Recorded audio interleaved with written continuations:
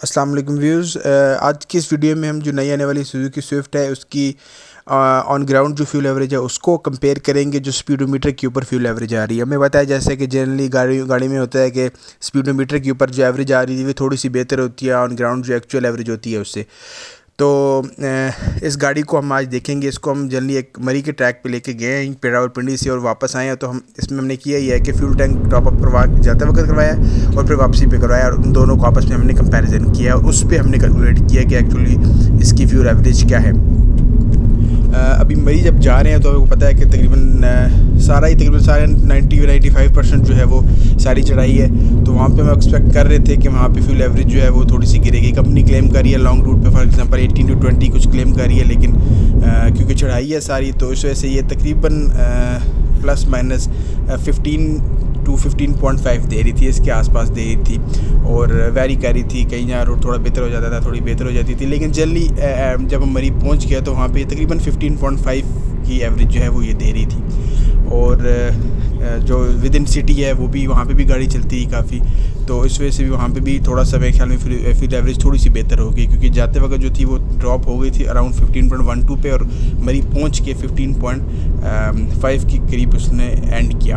अभी इस fuel average को अगर हम इस तरह से जनरली देखें तो हम एग्जैक्टली कैलकुलेट नहीं कर सकते, क्योंकि जब तक कि दोबारा फ्यूल टॉप अप ना करें हमें एग्जैक्टली नहीं पता चल सकता कि ये करेक्ट है कि नहीं है। तो उसका जो देसी तरीका है वो कैलकुलेशन का वो ये है, जैसे मैंने पहले बताया कि दोबारा फ्यूल टॉप अप करें और दोबारा इसको करें।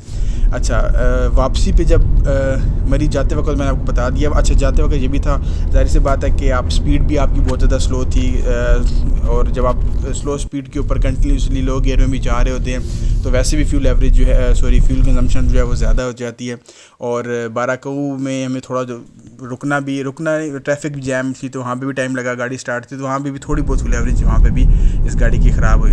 तो ओवरऑल ये कुछ फैक्टर्स थे जिनकी वजह से हमें लगता था कि जनरली जो गाड़ी की फ्यूल एवरेज है जाते वक्त 15.5 जो थी स्टिल इतनी ज़्यादा बुरी नहीं थी जितनी हम एक्सपेक्ट कर रहे थे। हम एक्सपेक्ट कर रहे थे तकरीबन 11-12 के आसपास होगी चढ़ाई और फिर बाराकू में जो ट्रैफिक जैम थी उन सारे फैक्टर्स की वजह से, लेकिन स्टिल काफ़ी बेहतर रीज़नेबल किस्म की 15.5 दी है। अभी जो बड़ा क्वेश्चन ये था कि जब वापसी के बाद हम जाके देखेंगे तो उसकी फ्यूल एवरेज क्या होगी, क्योंकि वापसी पे तकरीबन इसी तरह जिस तरह चढ़ाई है सारी वापसी पे सारी इस तरह उतराई है तो गाड़ी बड़े आराम से आती है। कोई बहुत ज़्यादा आपको जो है स्पीडोमीटर वगैरह जो एक्सलेटर वगैरह है उस पर भी बहुत ज़्यादा कोई पाँव प्रेस करके नहीं रखना पड़ता, आपको जल्दी ब्रेक के ऊपर ही वापस आना पड़ता है।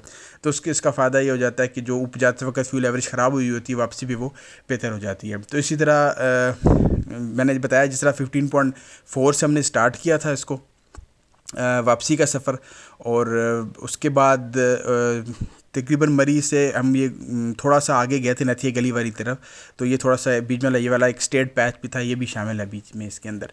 तो ये बीच में वहाँ से दोबारा हम आए एक्सप्रेस वे की तरफ वापस आए और वहाँ से हमने दोबारा इसकी कैलकुलेशन जो है वो स्टार्ट की। अब अच्छा जाते वक्त ये तकरीबन उसी तरह चली थी, तकरीबन 98-99 किलोमीटर चली थी और 15.5 की जो एवरेज थी वो दे रही थी। अच्छा, एक जो अच्छा फैक्टर हो गया हमें वो जाते वक्त भी आज ज़्यादा कोई रश नहीं था, तो इस वजह से रश बाराकऊ के अलावा बाकी मरी में कहीं पे भी रश नहीं था। तो इस रश ना होने की वजह से भी हमें थोड़ा सा ये है कि स्मूथ रन मिल गया थोड़ा सा और आराम से हम चले गए, तो ज़रा कैलकुलेशन ही बेहतर हो गई। क्योंकि अगर हम बहुत ज़्यादा रश होता उसमें कैलकुलेशन जो है वो हम एग्जैक्टली इसको सही तरीके से नहीं कर सकते थे। स्टैटिक रनिंग काफ़ी ज़्यादा हो रही होती है गाड़ी की, तो वो सही तरीके से एवरेज आपको एक्यूरेटली नहीं मिल रही होती। तो इस वजह से ये थोड़ा सा प्लस पॉइंट ये था कि रश वाला दिन नहीं था। वापसी पे मैंने जैसे आपको बताया कि बड़ी गाड़ी स्मूथ आ रही थी, बहुत ज़्यादा हमें वो भी नहीं करना पड़ा था, एक्सीलरेटर वगैरह भी प्रेस नहीं करना पड़ा था और जो गाड़ी की एवरेज थी वो फ़ौरन ही बेहतर होना स्टार्ट हो गई।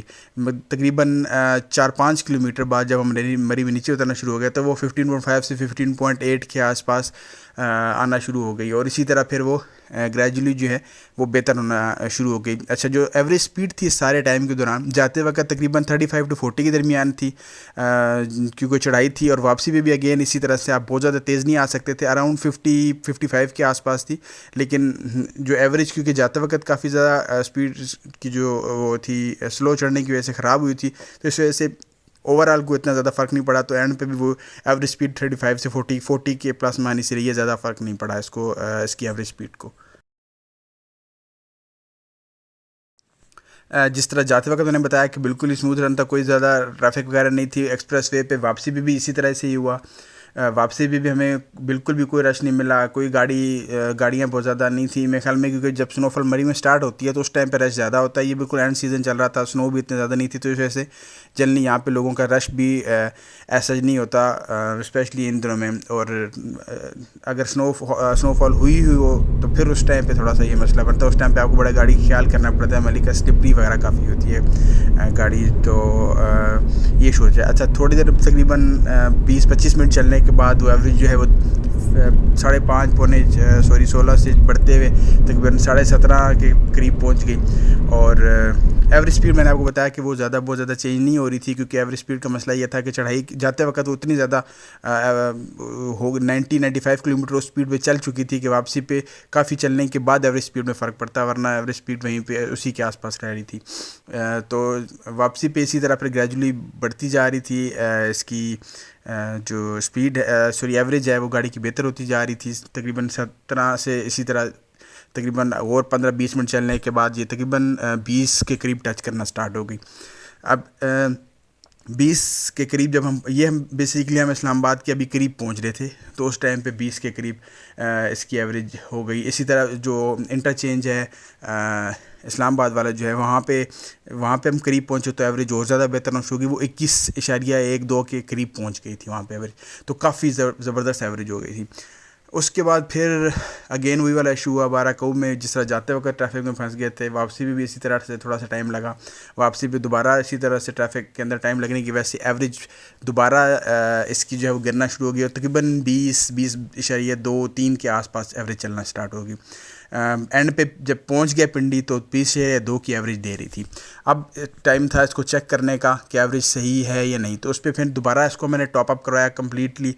तो टॉप अप करवाने के बाद तकरीबन गाड़ी ने फ्यूल जो रावलपिंडी से वहाँ तक मरी और वापसी का जो कंज्यूम किया था वो किया था तकरीबन 2300 का। तो 2300 का ये फ्यूल था, 10.66 लीटर जो है इसने ओवरऑल यूज़ किया था। अब इसको जब कन्वर्ट किया उसको एवरेज के साथ, गाड़ी की एवरेज से कंपेयर किया, तो गाड़ी की एवरेज थी 20.2 इस टाइम पर, और 198 किलोमीटर्स चल चुकी थी गाड़ी। 198 किलोमीटर्स 10.6 लीटर्स पे जब डिवाइड किया तो ये तकरीबन 18.5 की एवरेज आ रही थी। अब गाड़ी की एवरेज है 20.2 जो स्पीडोमीटर पे आ रही है, और गाड़ी जो ऑन ग्राउंड दे रही है वो 18.5 आ रही है।